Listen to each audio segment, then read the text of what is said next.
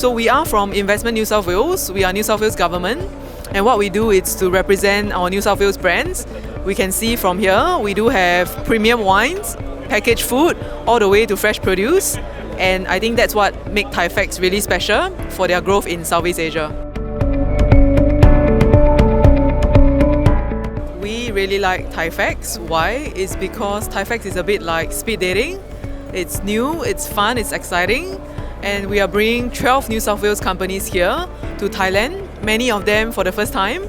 And some of them have been here. What they are doing and looking for is really a lot of opportunities.